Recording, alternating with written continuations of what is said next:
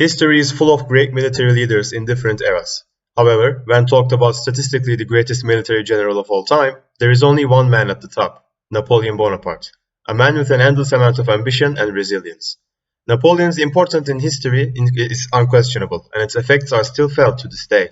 He spread the ideas of the French Revolution all across Europe, igniting the flame of nationalism. His Napoleonic Code is still the basis of law in many countries today, and his military tactics completely changed the art of war since the 19th century. If Europe is in the state it currently is, it greatly owes it to Napoleon Bonaparte. However, in order to understand such a man's effect on mankind's history, one must first get a taste of his ambition and his life. There are many leaders in human history that were born in great positions. However, surprisingly, Napoleon was from very humble origins. He was born in Corsica, a former part of Genoa, in the year 1769, as the second surviving son of the family. 1769 is also the year where France invaded the island as they bought it from the Genoese earlier, as a result of the island's independence movement. Because of this invasion, many Corsicans at the time did not appreciate their new overlords, including the Bonaparte family. However, as time passed on, Napoleon's father embraced his new conquerors, which created a difficult relationship with his son. On the other hand, Napoleon admired his mother, who was definitely the stricter parent. He later remarked the importance of a mother by saying, "The future destiny of the child is always the work of the mother." Nonetheless, Napoleon's family wanted the best for themselves and their child. They were a part of a very minor nobility originating from Tuscany, and they were able to give Napoleon opportunities for education. Napoleon's curiosity for history and his educational ambitions started in Corsica, before he moved to France. In the age of 9, Napoleon went to France for a military school in the name of Brienne-le-Château. During this stage in his life, Napoleon still considered himself Corsican, with an antipathy against the French people. Because of his height, his different accent, and his family's lack of wealth, Napoleon was constantly bullied during his life in military school. This social pressure on a kid Napoleon made him a reserved and withdrawn boy. He spent the majority of his time reading alone, and he particularly loved to read about the great conquerors in history, such as Julius Caesar. During his education, Napoleon excelled at mathematics, history, and geography. He also showed his first signs as a military leader, where a story about him suggested that he led junior students to victory against senior students in a snowball fight. He completed his education in Brienne-le-Château and moved to Paris for the military academy there named École Militaire. During his education in Paris, Napoleon's father passed away, making him the head of the family before the age of 16, even though he was not the eldest son. This tragic news also meant that Napoleon could not afford his new military academy for 2 years. Hence, Napoleon had to finish the academy in just 1 year, where he placed 42nd in a total of 58 graduates. Napoleon's hard childhood shaped Napoleon to be a reserved man. However, it also created the basis for his famous resilient personality. Life was harsh for Napoleon, but he always made sure to perform when his back was against the wall. Napoleon graduated from École Militaire in September 1875. And he was made a second lieutenant in an artillery regiment. Napoleon was not satisfied with his role, and his ambition made him look even higher. Napoleon's never-ending ambition became a leading factor in his life, where he would always look higher whatever he would accomplish. Napoleon's talent was enough for him to be promoted higher. However, French society was too closed off for Napoleon's Corsican heritage. After a short amount of time, he decided that this was not the path he wanted to take, so he returned to Corsica to support the island's independence. Napoleon's trip to Corsica ended in a disappointment. He was also exiled from the army because of his leave to Corsica. However, soon, the War of the First Coalition began and Napoleon was pardoned and promoted to the rank of the captain for his actions during the revolution. In July 1793, Napoleon was made the leading officer to siege the city of Toulon, which was under the control of an anti-revolutionary uprising supported by Great Britain. He was promoted after this victory in Toulon to brigadier general. In 1794, the leader of the Jacobin club, Augustin de Robespierre, was taken from power. Napoleon, who supported the Jacobins at the time, was seen as a traitor and he was fired from his position.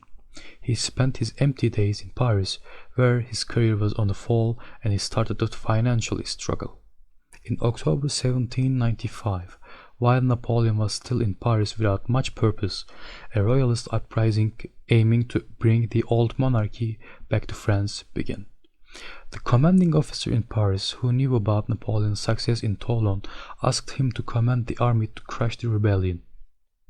Napoleon used the artillery forces in Paris to defeat the royalist forces and save the National Convention.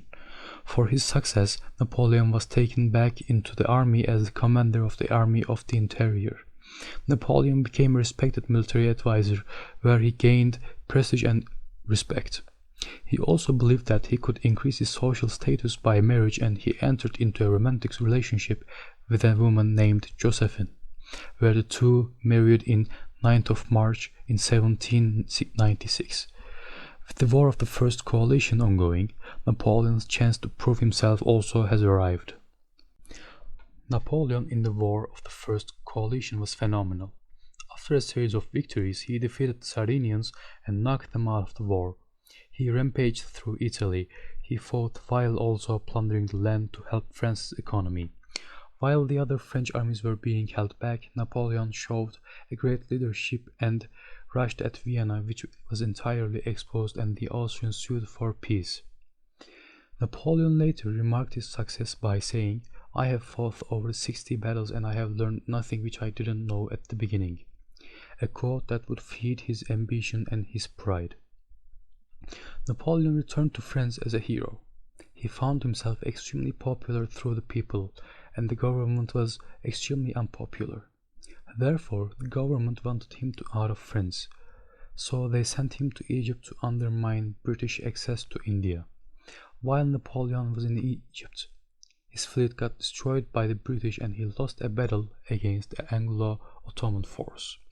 However, an extremely important thing to note about Napoleon is his propaganda skills. His published newspapers exaggerating his achievements and commissioned paintings made him look like a hero. He was quite informed about what was happening in France, and when he found out that the French army was being defeated during the War of the Second Coalition, he decided to abandon his men and return to a bankrupt France, which was losing every front. Napoleon returned as an even greater hero and a savior in the eyes of the people thanks to his propaganda, and even though the Directory wanted to exile him because of his escape, they were too weak to take any actions. As things got worse for France, Napoleon sensed an opening to seize power for himself and start a coup. After he returned to France, Napoleon was approached by a politician in the name of Emmanuel Joseph Seize, where he, Napoleon, Napoleon's brother Lucien Bonaparte, and the director named Joseph Foch teamed up to overthrow the government. This coup established a consulate with 3 consuls in charge. However, Napoleon as the first consul was the only one with real power. Not every great general is a great ruler. However, Napoleon was an exception. The French Republic went through massive changes during Napoleon's 10-year reign as the first consul. Economy, law, religion, corruption, people's rights, and the stability of the Republic were all improved. During the French Revolution, governments were short-lived. However, Napoleon's reign lasted much longer. Napoleon also claimed that the revolution was over, saying, "I am the state," establishing his dictatorship.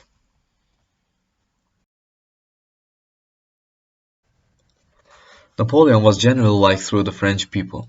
However, not everyone was so happy seeing him alone at the top. Oppositions were common, but Napoleon's iron fist was swift. A certain group that did not like Napoleon's power was the Bourbon family, the dynasty of the old French monarchy. After constant assassination attempts at Napoleon, a final attempt to kill him supported by the Bourbon family was the last straw for him. He wanted to make sure that his dynasty would live on after him, and he wanted to increase his legitimacy. He was not satisfied with the title of first consul, so he decided to be something more, an emperor. Napoleon held a countrywide referendum and asked the French people about his idea. The referendum returned a 99% acceptance on Napoleon becoming emperor, although the fairness of this vote is still questioned by many historians. Nonetheless, the stage was set, and in December 1804, Napoleon was crowned emperor in Notre Dame in Paris. The current Pope, Pope Pius VII, was also in the coronation, and it was expected that he would crown the general. However, Napoleon wanted everyone to understand that, unlike Charlemagne, he was not content for a circular power division. So he lifted the crown and put it on his own head.